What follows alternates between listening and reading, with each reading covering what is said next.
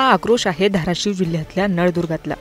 सामाजिक कार्यकर्ते सूर्यकांत उर्फ पप्पू सुरवसे यांचा कोयत्याने हल्ला करून निर्घुण खून करण्यात आलाय।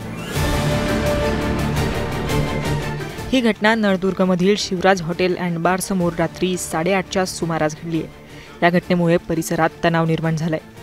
घटनास्थळाजवळच्या सीसीटीव्ही फुटेजमध्ये पप्पू सुरवसे आणि जयकुमार गायकवाड यांच्यात वाद होताना दिसतोय।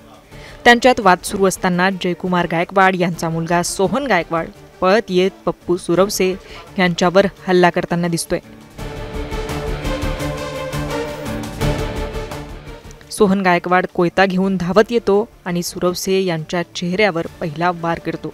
ते जमिनीवर कोसळल्यावर त्यांच्यावर सोहनचे सपासप वार सुरूच असतात।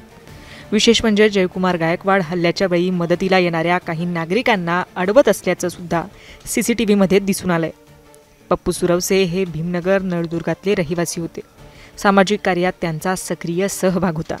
त्यांच्या पत्नी करुणा सुरवसे यांनी पोलिसांना दिलेल्या फिर्यादीनुसार जयकुमार गायकवाड यांना त्यांच्या कार्यामुळे असुरक्षितता वाटत होती। तू पनवेलहून येतोस आणि इथे समाजकारणात ढवळाढवळ करतोस अशा धमक्या सतत दिल्या जात होत्या। या पार्श्वभूमीवरच हत्या झाल्याचा गंभीर आरोप सुरवसेंच्या कुटुंबियांकडून करण्यात आलाय। पप्पू सुरवसेंच्या पत्नी करुणा सुरवसे काय म्हणाल्या पाहूयात। त्या दोघांना फाशीची शिक्षा झाली पाहिजे।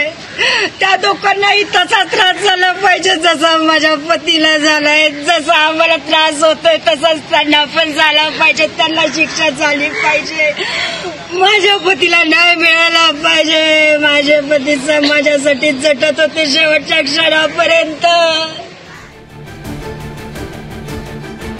मुंबई तक ब्युरो रिपोर्ट, धाराशिव।